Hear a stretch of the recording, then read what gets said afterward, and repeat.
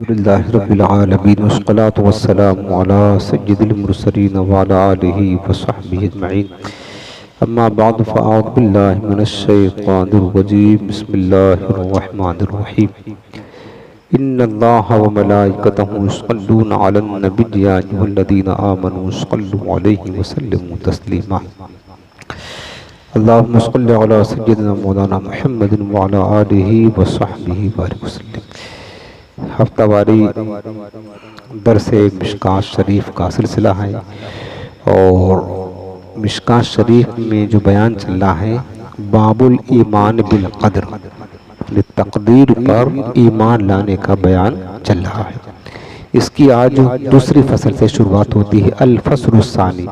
عن عبادۃ بن صامت قال قال رسول اللہ صلی اللہ علیہ وسلم ان اول ما خلق اللہ القلم فقال له اكتب فقال ما اكتب قال اكتب القدر فكتب ما كان وما هو كائن الى الابد. رواہ الترمذی. اس حدیث پاک کو امام ترمذی نے بھی روایت کیا ہے جامع ترمذی میں. حضور کی ایک صحابی حضرت عبادہ بن صامت رضی اللہ تعالیٰ عنہ روایت کرتے ہیں کہ حضور نبی کریم رؤوف الرحیم صلی اللہ علیہ وسلم نے فرمایا کہ بے شک سب سے پہلی چیز جو اللہ نے پیدا کیا وہ قلم ہے. لوح و قلم بولتے ہیں نا، لوح و قلم. لوح کہتے ہیں تختی، لوح محفوظ، اور قلم سے مراد جو جس چیز سے لوح محفوظ پر لکھا گیا ہے اس کو قلم کہتے ہیں. تو میرے آقا علیہ السلام فرماتے ہیں کہ بے شک اللہ نے اول ما خلق اللہ القلم، سب سے پہلی چیز جو اللہ نے تخلیق فرمائی وہ قلم تھی. جب قلم کو اللہ نے پیدا فرمایا تو فقال له اکتب، تو قلم سے اللہ نے کہا، حکم دیا قلم کو لکھ. کیا فرمایا؟ لکھ. تجھے پیدا کیا ہے، قلم کا مقصد ہوتا ہے لکھنا، لکھنے کے لیے. تو قلم کو پیدا کرنے کے بعد فرمایا کہ لکھ. فقال ما اکتب، تو قلم نے اللہ کی بارگاہ میں عرض کیا کہ مالک میں کیا لکھوں، کیا لکھوں؟ قال، تو اللہ نے فرمایا اکتب القدر، مخلوق کی تقدیر لکھو. کیا لکھنا ہے؟ اللہ نے حکم دیا جو تقدیر ہے، تقدیر کا بیان چل رہا ہے، جو کچھ ہونے والا ہے، جو ہو چکا ہے، ساری چیزیں لکھ دو. فکتب، تو اس قلم نے لکھ دیا. کیا چیز لکھا؟ ما کانا، جو کچھ ہو چکا ازل میں، وما ہوا کائن الی الابد، اور ابد تک یعنی ہمیشہ تک جو کچھ ہونے والا سب کچھ اس قلم نے لوح محفوظ میں لکھ کر کے جمع کر دیا. سمجھ رہے ہیں؟ جب سے کائنات کا وجود ہوا اور جب یہ دنیا کائنات ختم ہوگی اس وقت سے لے کر کے اس وقت تک سب کچھ قلم کو اللہ نے حکم دیا، اس نے بس لکھنا شروع کر دیا. لوح پر وہ ساری چیزیں اس نے لکھ دیا. اسی کو کہتے ہیں تقدیر. تقدیر کہتے ہیں اللہ تعالیٰ کا ازلی فیصلہ، جو اللہ تعالیٰ نے اپنے بندوں کے حق میں فیصلہ فرمایا اس کو پہلے لکھ کے رکھ دیا ہے، اسی کا نام تقدیر ہے. یہ لکھ دیا. تو اس سے پتہ چلا کہ مخلوق کی تقدیر لکھی جا چکی ہے. ہمارے ساتھ کیا پیش آئے گا، ہم کیا کھائیں گے، کیا کمائیں گے، کیا کچھ ہونے والا ہے، یہ ساری چیزیں وہ ہیں جو ہماری پیدائش سے 50,000 برس پہلے ہی لکھ دی گئی تھی، اور قلم نے لوح محفوظ پر ساری چیزیں لکھ دی ہیں. دوسری حدیث پاک حضرت مسلم بن یسار رضی اللہ تعالیٰ عنہ سے ہیں. وہ قالا کہتے ہیں کہ سئل عمر بن الخطاب عن هذه الآیت وَإِذْ أَخَذَ رَبُّكَ مِنْ بَنِي آدَمَ مِنْ ظُهُورِهِمْ ذُرِّيَّتَهُمْ. حضرت مسلم بن یسار کہتے ہیں کہ حضرت عمر فاروق اعظم رضی اللہ تعالیٰ عنہ سے اس آیت قرآنیہ کے بارے میں سوال کیا گیا. وہ آیت یہ ہے کہ وَإِذْ أَخَذَ رَبُّكَ مِنْ بَنِي آدَمَ مِنْ ظُهُورِهِمْ ذُرِّيَّتَهُمْ، اور جب اللہ تعالیٰ نے بنی آدم کی پشتوں سے ان کی ذریت کو نکالا. یہ قرآن عظیم میں آیت ہے. تو حضرت عمر سے پوچھا گیا کہ اس آیت کا مطلب کیا ہے، کس طریقے سے جو اللہ نے فرمایا کہ بنی آدم کی پشتوں سے ان کی ذریت کو، ان کی اولاد کو نکالا، تو اس کی کیفیت کیا تھی؟ تو قالا، حضرت عمر کہتے ہیں کہ سمعت رسول اللہ صلی اللہ علیہ وسلم یسأل عنہا، میں نے حضور السلام سے اس کے بارے میں جو ہے نا سوال کیا گیا تو سرکار سے یہ بات سنا ہے، یعنی حضور نے اس آیت کریمہ کی خود کیفیت بیان فرمائی، تفسیر بیان فرمائی ہے۔ حضور سے اس کے بارے میں جب پوچھا گیا فقالا، اب سرکار السلام نے فرمایا ان اللہ خلق آدم، بے شک اللہ تعالیٰ نے آدم کو پیدا کیا، ثم مسح ظہرہ بیمینہ، پھر اللہ تعالیٰ نے اپنا داہنا ہاتھ، اس سے مراد دست قدرت ہے، اور میں نے یہ بات آپ کو پہلے بتائی حدیث میں کہ اللہ تعالیٰ کا ہاتھ جو بولنا، اس سے مراد وہ ہاتھ ہے جو ہمارے ہاتھ ہے، چونکہ اللہ ان ہاتھوں سے پاک ہے، اس کا مطلب ہوتا دست قدرت، یعنی اللہ تعالیٰ کا قدرت کا ہاتھ، اس کی شان کیا وہ جانے، ہمارے ہاتھ کی طرح نہیں۔ تو میرے آقا فرماتے ہیں کہ بے شک اللہ نے آدم کو پیدا کیا، پھر اللہ نے اپنا دست قدرت آدم کی پشت پر پھیرا، مسح کیا، مسح ظہرہ بیمینہ، اللہ نے اپنے داہنے ہاتھ کو آدم کی پشت سے مس کیا، فاستخرج منہ ذریۃ، پھر اللہ نے آدم سے ان کی اولاد، ایک ذریت کہتے ہیں اولاد کو، ایک ذریت کو نکالا ان کے پشت سے، کیونکہ آج بھی آپ دیکھیں کہ اللہ تعالیٰ نے ہر انسان کے پشت میں اس کی اولادوں کو رکھا ہوا ہے،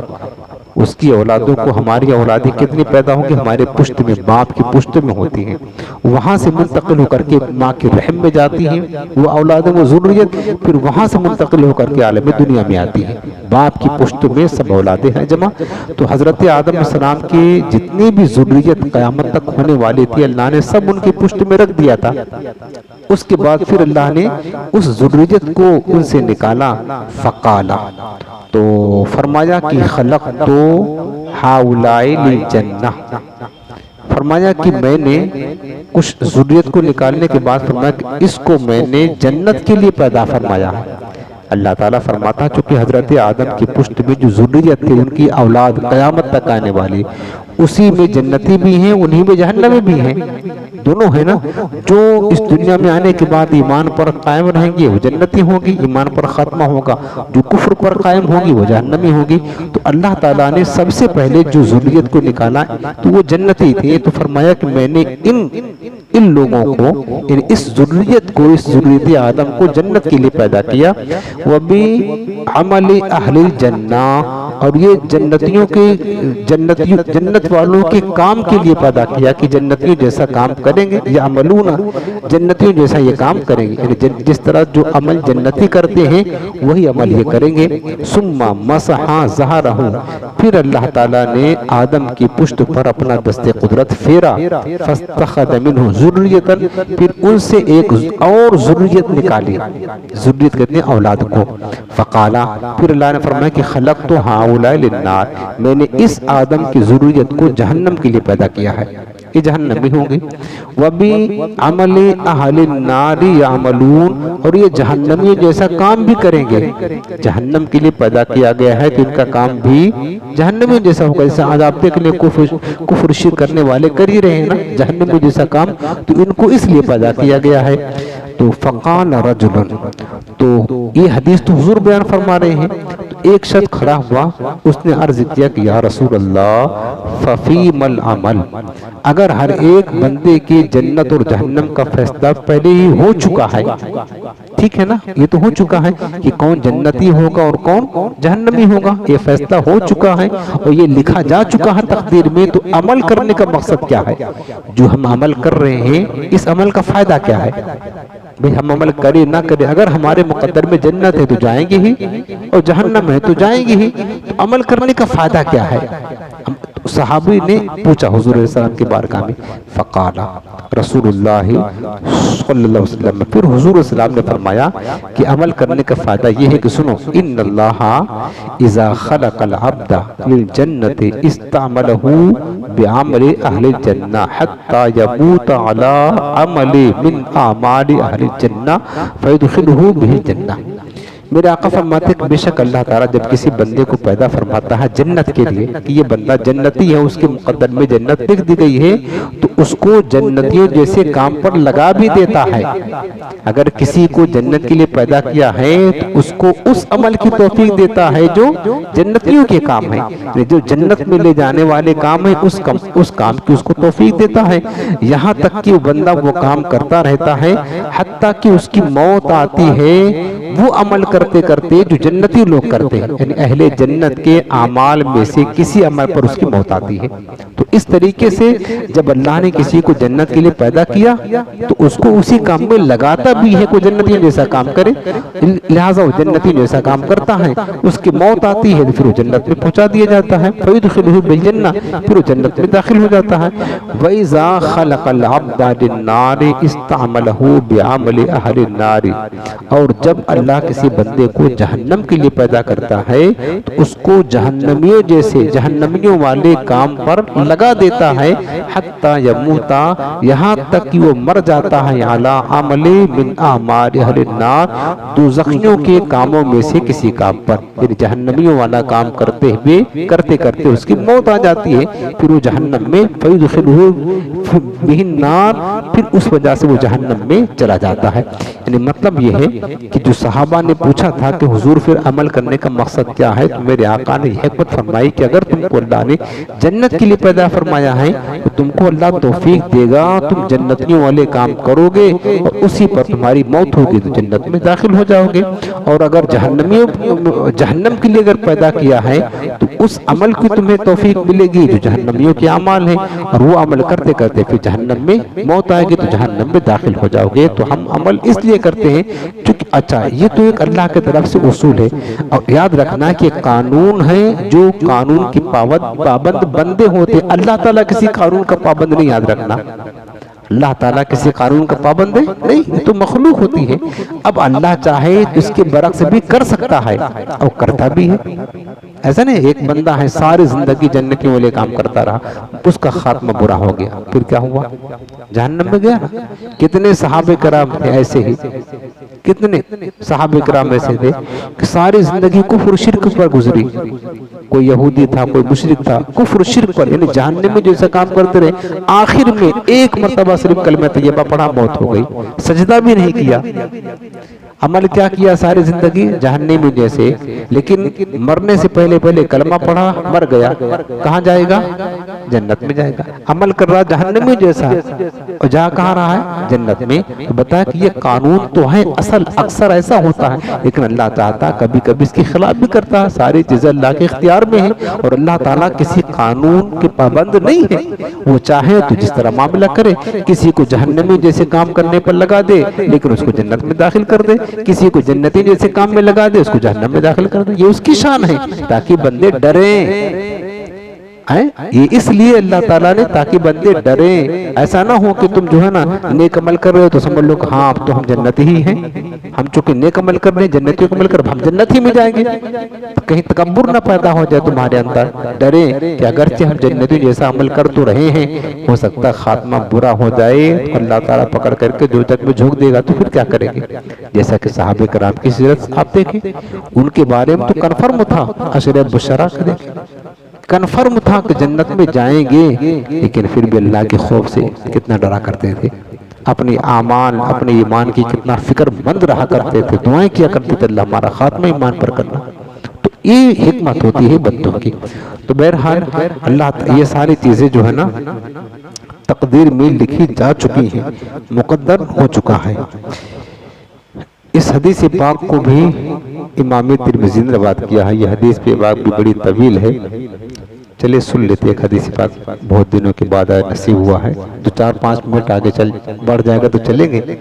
یہ حدیث پاک تھوڑا لمبی ہے، ٹائم بھی باقی ہے، ساتھ میں سنا دوں، چلے پھر سن لیتے ہیں۔ اس حدیث پاک کے راوی حضرت عبداللہ بن عمر رضی اللہ تعالیٰ عنہ قال، کہتے ہیں کہ خرج رسول اللہ صلی اللہ علیہ وسلم وفی یدہ کتابان،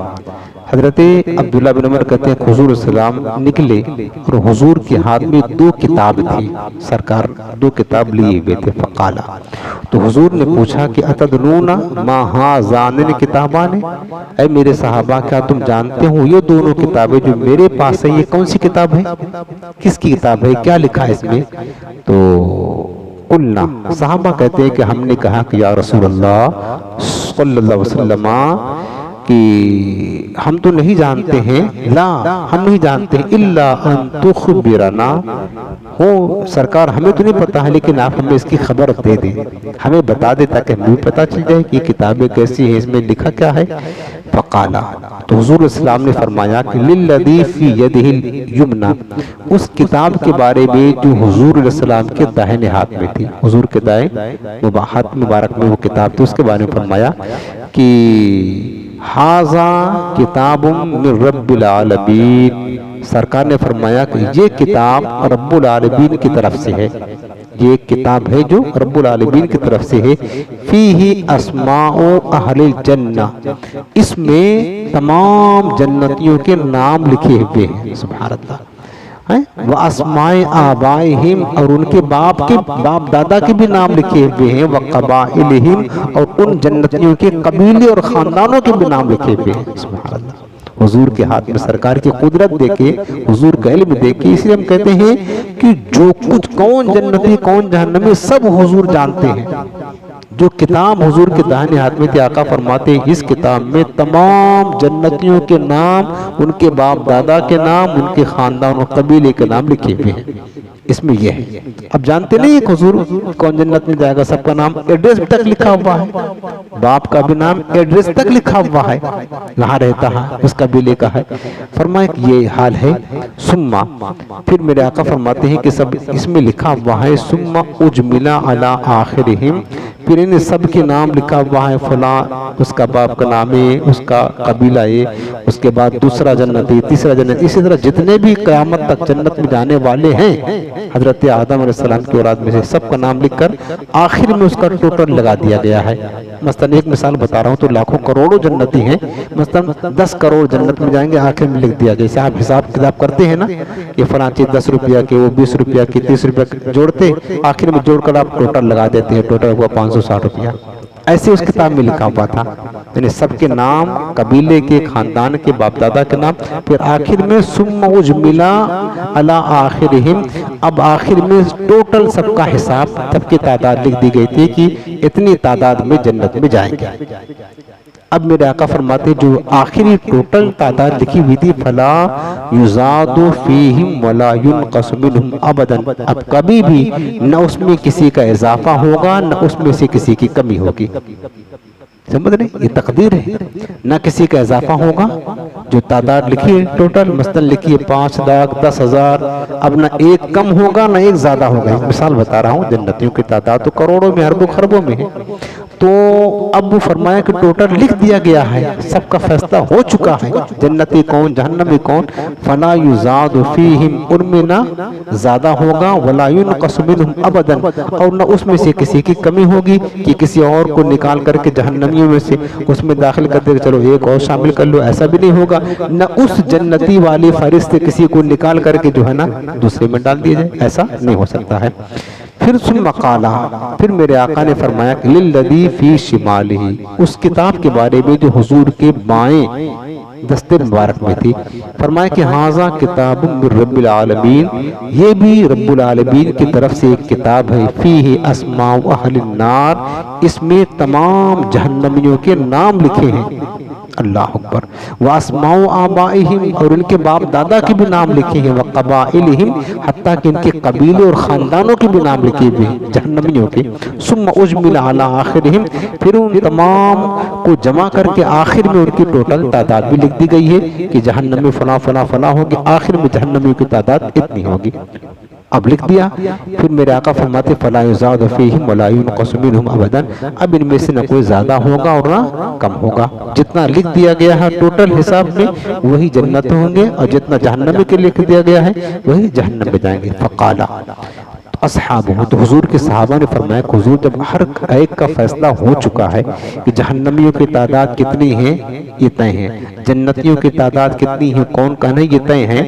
ففی مل عمل یا رسول اللہ، پھر حضور عمل کرنے کا فائدہ کیا ہے، کوئی سوال کیا۔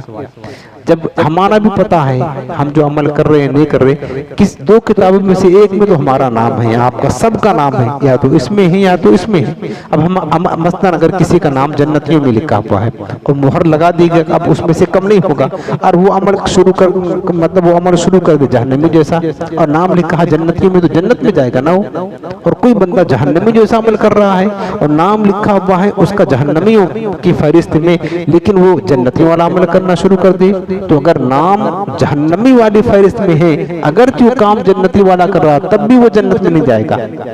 تب بھی وہ جنت میں نہیں جائے گا، چونکہ وہاں حضور نے فرما دیا کہ جتنا تعداد ٹوٹل لکھ دی گئی ہے، چاہاں بھلے سے کوئی بندہ کتنا اچھا عمل کرے برا عمل کرے، وہ اسی فہرست کے لکھے کے مطابق اس کا ٹھکانہ ہوگا۔ کسی کا نام جہنمیوں کی فہرست میں لکھا ہوا ہے اور تعداد ٹوٹل لکھ دی گئی ہے، اب وہ جنتی والا عمل کرے گا بھی تو بھی جہنمی میں جائے گا۔ تو صحابہ یہ پوچھتے تھے کہ حضور پھر عمل کرنے کا فائدہ کیا ہے؟ مثلا ایک مثال بتا رہا ہوں کہ ہم عمل کر رہے ہیں، خدا نہ کرے سمجھانے کے لیے ہمارا نام اس فہرست میں لکھا جو حضور کے دست مبارک میں کتاب تھی، ہم چاہے جتنا عمل کرے کیا فائدہ دے گا ہمارا عمل؟ ہم جنتی میں کی فہرست میں تو نہیں جائیں گے نا، نہیں آئیں گے نا۔ وہی پوچھنا چاہتے کہ عمل کا کیا فائدہ؟ تو میرے آقا علیہ السلام صحابہ نے پوچھا، فقال اصحابہ ففیم العمل یا رسول اللہ ان کان امر قد فرغ منہ، صحابہ نے کہا کہ بس عمل سے کیا فائدہ ہے یا رسول اللہ، اگر یہ ایسا معاملہ ہے جس سے فراغت ہو چکی ہے، سب لکھ دیا گیا ہے۔ فقال، حضور نے اس وقت پھر فرمایا، سددوا وقاربوا، فرمایا کہ سیدھے راستے پر قائم رہو، وقاربوا اور قرب الہی تلاش کرو، اللہ کا قرب حاصل کرو، راہ حق کے متلاشی رہو، سیدھے راستے پر قائم رہو۔ فَإِنَّ صَاحِبَ الْجَنَّةِ يُخْتَمُ لَهُ بِعَمْلِ أَهْلِ الْجَنَّةِ، پس بے شک جو جنتی ہوگا اس کا خاتمہ اہل جنت کے عمل پر ہوگا۔ جو جنتی ہوگا جس کا نام جنت والوں کی کتاب میں لکھا ہے، اس کو اس کا خاتمہ بھی جنت والوں پر ہوگا۔ وَإِنْ عَمِلَ أَيَّ عَمَلٍ، اگرچہ وہ کوئی بھی کام کرے، یہ حضور نے فرمایا جو بھی کام کرے، لیکن اگر اس کا نام جنتی کی فہرست میں لکھا ہے تو اس کا خاتمہ بھی اہل جنت کے عمل پر ہوگا۔ اگرچہ بھی کوئی وہ کام کرے، جیسے میں نے آپ کو مثال ایک بتائی ہے، ایک بندہ ہے ساری زندگی نیکیاں کرتا ہے، ساری زندگی، اور مرنے سے جنتیوں والا کام کرتا ہے، مرنے سے پہلے اس کا خاتمہ برباد گیا، اس کا خاتمہ کیا ہو گیا؟ برباد، اب جائے گا جہنم میں۔ ایک بندہ ساری زندگی کفر شرک کرتا ہے، مرنے سے پہلے ایمان لے آیا، تو کہاں جائے گا؟ جنت میں جائے گا۔ وہی بات فرمایا کہ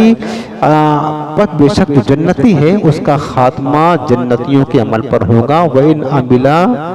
أَيَّ عَمَلٍ، اگرچہ وہ کوئی بھی کام کرے۔ وَإِنَّ صَاحِبَ النَّارِ يُخْتَمُ لَهُ بِعَمْلِ أَهْلِ النَّارِ وَإِنْ عَمِلَ أَيَّ عَمَلٍ، اور جو دوزخی ہوگا اس کا خاتمہ دوزخیوں کے عمل پر ہوگا، اگرچہ وہ کوئی سا بھی عمل کرے۔ ثم قال رسول اللہ